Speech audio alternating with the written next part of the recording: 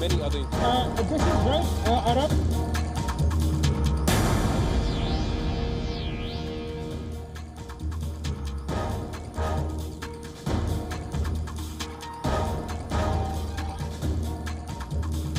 We'll get you updates on stories developing around the world. Our top focus, of course, remains the ongoing crisis and evacuation efforts in Afghanistan. We'll get to that in a moment. But first, all the day's top headlines. Biden announced this agreement that until 31st of August they would withdraw all their military forces.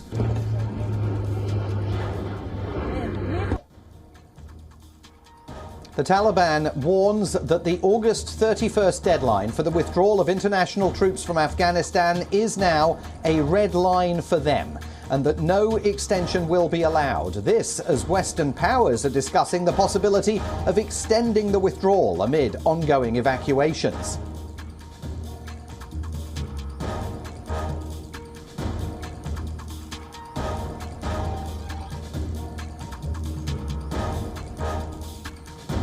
The Taliban is offering amnesty to former Afghan President Ashraf Ghani, saying he will not face persecution if he returns to the country. Everyone, they say, has been forgiven.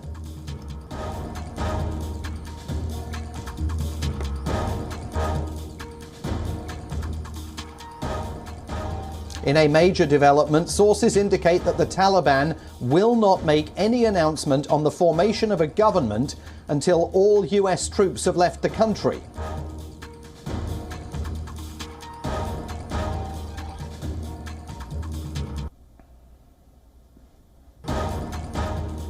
The Taliban convened their first council with religious scholars, the lawyer Jirga. After taking over the country, the meeting is focusing on schooling at madrasas and also on encouraging women to continue to work.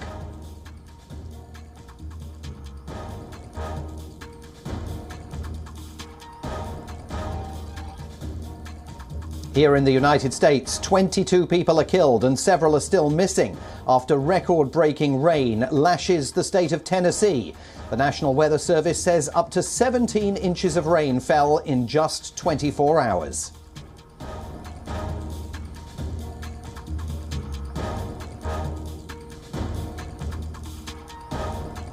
And in a bid to counter China's growing influence in Southeast Asia, US Vice President Kamala Harris is visiting Singapore, where she's reaffirmed the US commitment to a free and open Indo-Pacific and freedom of navigation in the South China Sea.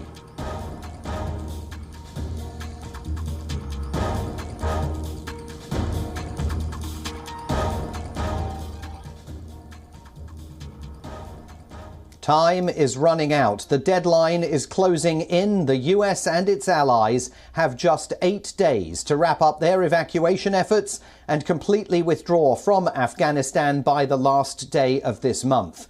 President Biden has long wanted August the 31st to mark the ceremonial end to America's longest war. But now the White House devotion to entirely arbitrary deadlines may soon backfire. The Taliban say the 31st of August is a red line for them. A spokesperson saying any kind of extension to the deadline will be seen as an extension of America's military occupation of the country and would create mistrust between the US and the Taliban. In an interview with British broadcaster Sky, a Taliban spokesperson called the Kabul airport situation exaggerated. According to the Taliban, Afghans are fleeing the country for economic reasons and not due to the fear of Taliban rule. If the US or the UK wanted to extend the 31st of August deadline in order to continue evacuations out of the country, would you agree to that? No. Why not? This is something you can say it's a red line. President Biden announced this agreement that until 31st of August they would withdraw all their military forces. So if they extend it, that means they are extending occupation. While there is no need for that, I think it will deteriorate the relation, will create mistrust between us. If they are intent on continuing the occupation, so it will provoke a reaction. What would be your message to them? First, I assure you, it is not about their worry and not about their scare. This is about they want their demand to resettle in Western countries. And that is a kind of economic migration, because Afghanistan is a poor country and 70% of the people of Afghanistan are living under the line of poverty. So everyone wants to resettle in Western countries to have a prosperous life. So that is, it is not about scare. Of course, for their justification to go there, they exaggerate, scare and terrified and so. So we know the Afghans. This is our society. This is not the fact they are scared. Amid the global evacuation effort going on at the Hamid Karzai airport in Afghanistan, the White House has been mulling a possible extension of that August 31st deadline. This comes as President Biden pledges to evacuate all Americans and their Afghan allies out of the country. According to the White House, America has evacuated 37,000 people now from the chaotic Kabul airport since August the 14th. And that the US military has expanded its operations to extend and secure the airport perimeter. All of America's allies are facing mounting pressure to expedite the rescue of their citizens and the Afghans who have supported them out of Kabul. Australia has evacuated about 1,000 citizens and Afghans in the past week, and the Foreign Minister Marise Payne has announced Australia's willingness to support an extension beyond the August 31st deadline. There is, as you will have seen from public reporting, a discussion going on about the prospect of the United States extending its withdrawal deadline. We are part of those discussions, and if they are to be extended, we are absolutely ready to support a continuing operation at Hamid Karzai International Airport. Meanwhile, rescue operations have been ramped up at Kabul airport. The French ambassador to Afghanistan, David Martignon, has uploaded a video to show European Union delegation staff queuing at the airport. A total of 260 members of the EU delegation gathered at the French embassy waiting to be airlifted. Turkish soldiers have been assisting in humanitarian aid operations as families continued to camp at Kabul airport. The Taliban have deployed fighters outside the airport, helping enforce some kind of order. The so-called impartial mediator in all of this, Qatar, has evacuated over 7,000 people from Afghanistan. The UAE and Qatar have been instrumental in creating staging posts for evacuation flights at Kabul airport. They've also been helping Western countries to evacuate their citizens, as well as Afghan interpreters, journalists and others. Thousands of Afghans and foreigners have been thronging the airport for days now, hoping to catch a flight out of the country. There have been reports and visual images showing Taliban fighters hitting crowds at the airport, and earlier today a fierce clash broke out at the airport itself after Afghan guards and unknown assailants exchanged gunshots.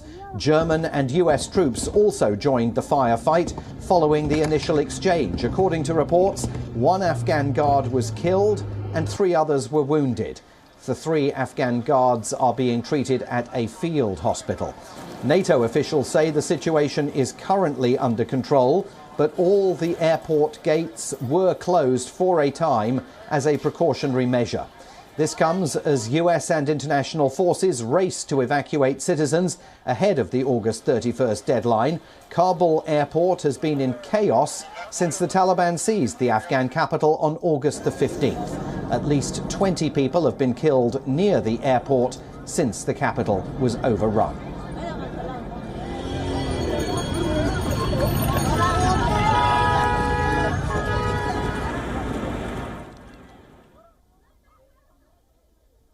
Seeking to step up the pace of departures of Americans and at-risk Afghans, the United States government is enlisting the help of 6 commercial airlines to help transport people after their evacuation from Afghanistan. 18 planes will now help transport evacuees from safe cities outside Afghanistan. The U.S. on Sunday ordered 6 commercial airlines to help transport people evacuated from Afghanistan as Washington sought to step up the pace of departures of Americans and at-risk Afghans from Kabul. The Pentagon said it called up 18 commercial aircraft from United, American, Delta, and 3 other airlines. The airlines would not be flying into Kabul, but collecting passengers from temporary locations around the globe. The move highlights the difficulty Washington is having in carrying out the evacuations following the Taliban's swift takeover and marks only the 3rd time the U.S. military has employed civilian aircraft. Thousands of people remained outside the Kabul airport on Sunday, hoping to be evacuated as Taliban gunmen beat back crowds. White House National Security Advisor Jake Sullivan told CNN on Sunday that the U.S. has, quote, secured the capacity to get large numbers of Americans safe passage through the Kabul airport and onto the airfield, but gave no details. And U.S. Secretary of State Antony Blinken told CBS's Face the Nation that the U.S. is trying to ensure safe passage to the Kabul airport through what he called a working relationship with the Taliban. They are in control of Kabul. That is the reality. That's the reality that we have to deal with. Asked if the Taliban takeover also poses an increased terror threat, Blinken said the U.S.'s ability to combat terrorism has increased since the attacks of September 11, 2001. If this threat reemerges in Afghanistan, we'll deal with it. U.S. President Joe Biden on Tuesday will meet virtually with the G7 leaders to coordinate policy, discuss evacuation efforts, and humanitarian assistance in Afghanistan. It's a new dawn for the women of Afghanistan, but certainly not one filled with hope. Instead, as the Taliban takes charge of their country, millions of Afghan women fear losing everything they have worked for over the last 20 years.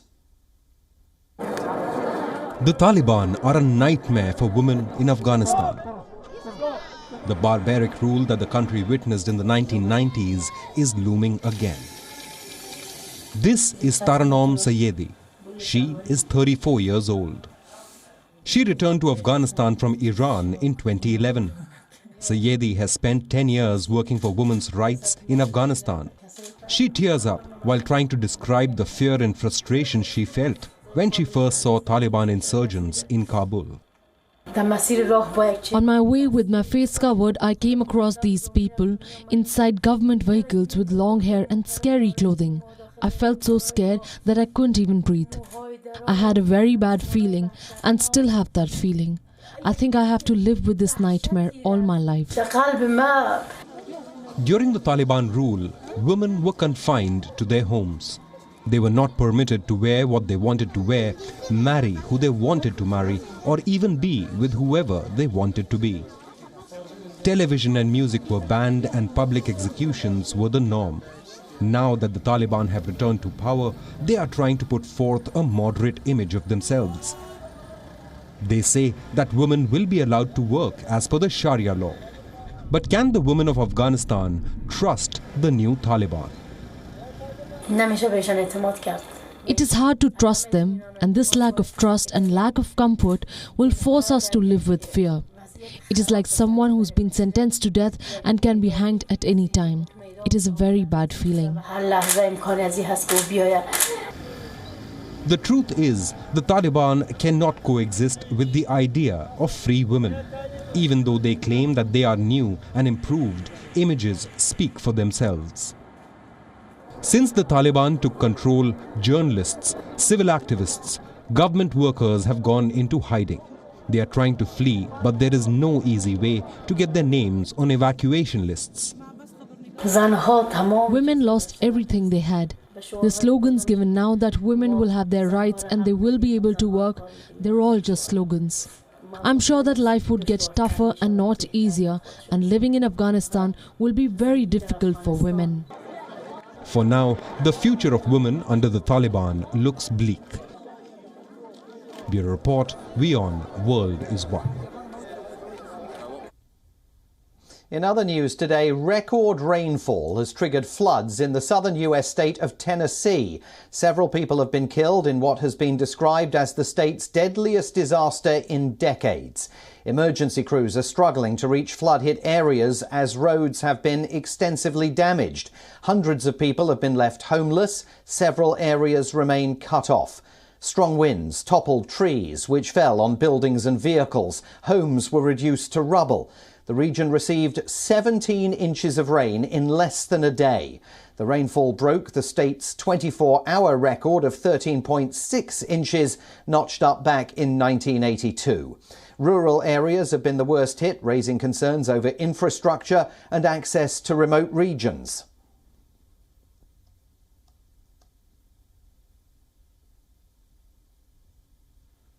Governor Bill Lee is warning the situation remains dangerous.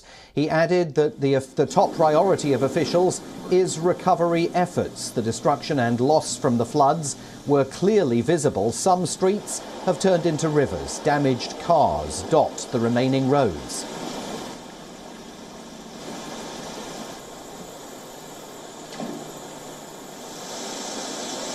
Well, the difference, of course, for this particular flood is the record level of flooding. I think we received about 15 inches of rain in a 12-hour period of time. Not sure about that particular number, but close to that, which is very different than flooding we've had before. But I'm sure there will be assessments after the fact. What happened, how it happened. Are there ways that we can look to mitigate this going forward? But right now we know this is a result of a record flood, like that community has not seen before with regard to the amount of rainfall. More than 4,000 people have been left without power in Tennessee. Shops and houses have been covered by mud. Residents say it will take them months to recover from the disaster.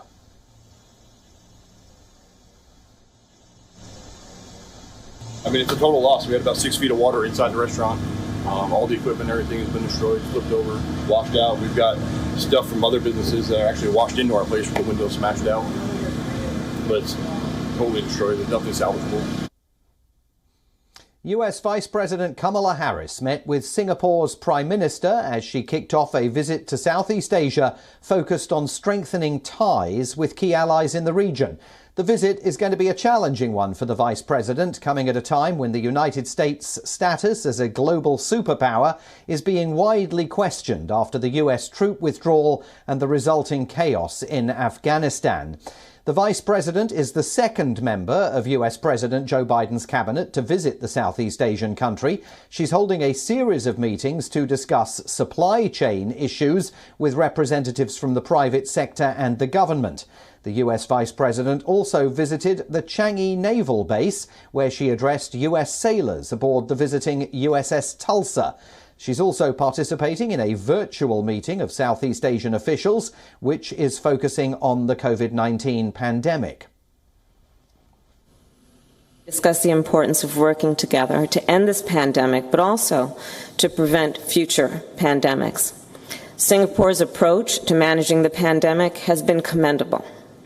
But we all must do more to not only end the current pandemic, but to invest in what we know will be more.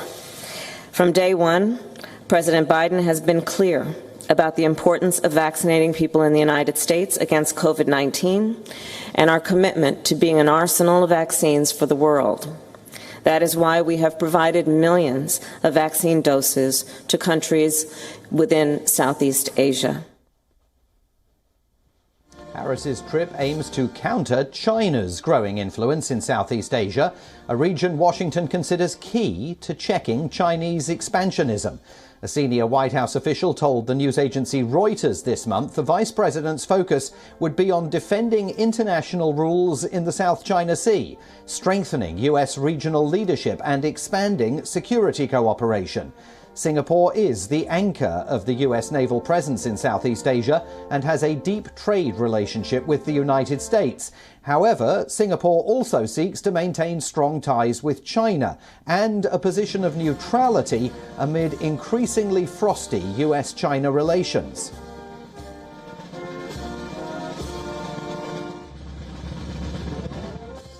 The US is a partner nation in Singapore's newly established multilateral counterterrorism information facility.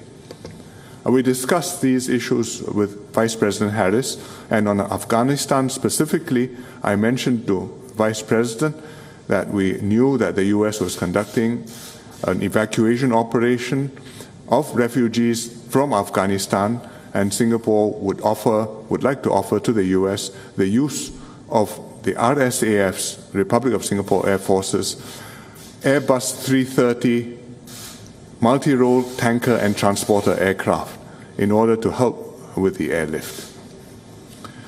Our defense cooperation goes back many decades. Singapore has one of the largest foreign training presences in the US.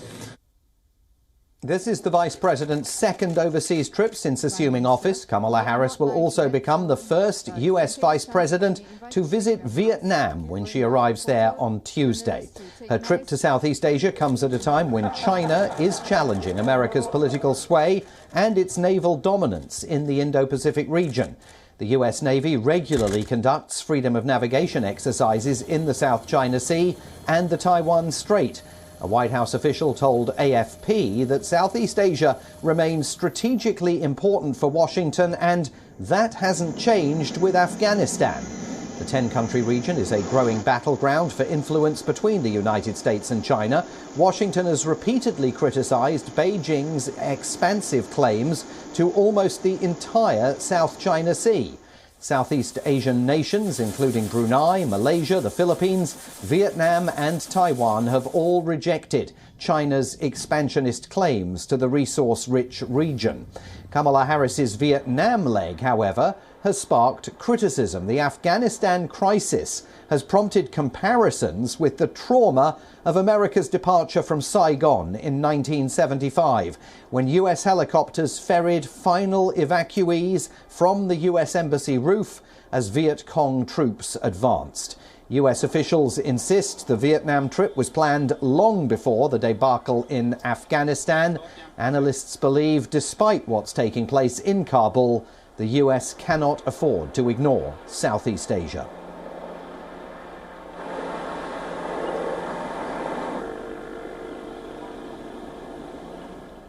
A state inquiry has begun in Israel into the Mount Meron stampede that left 46 people dead, including US and Canadian citizens.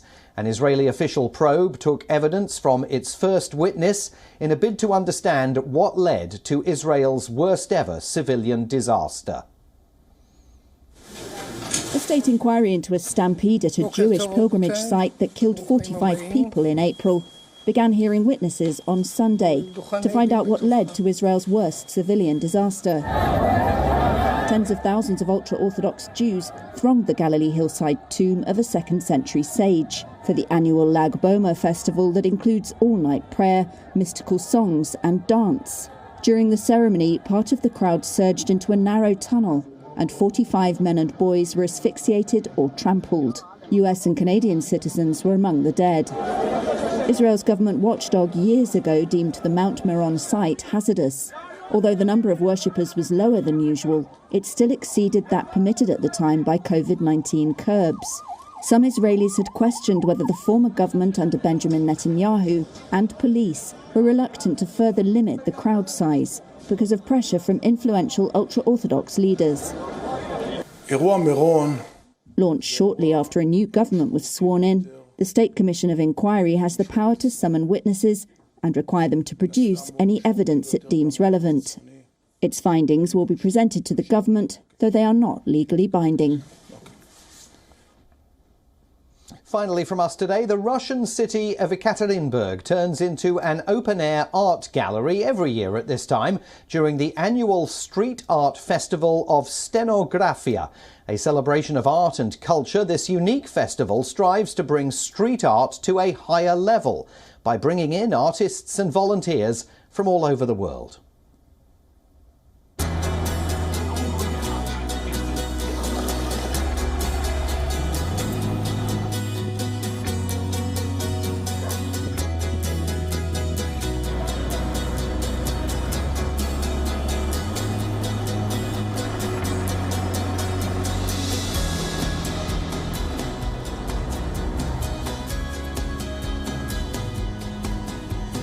The aim of the festival is to make people friends with urban space, that is to make this experience of everyday city life more pleasant so that it's aesthetically pleasing for a person to look around, so it all looks comfortable for him.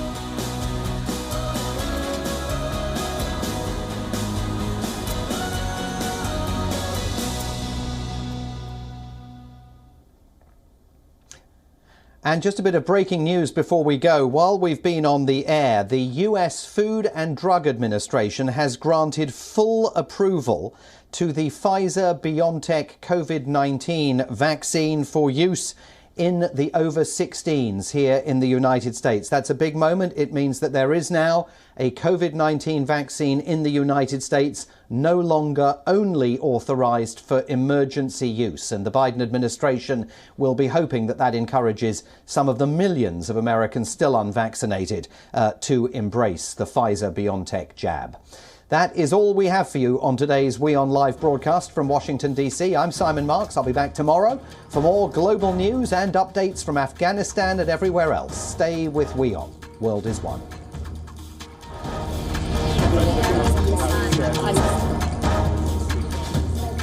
There are many other... This is right, Arab.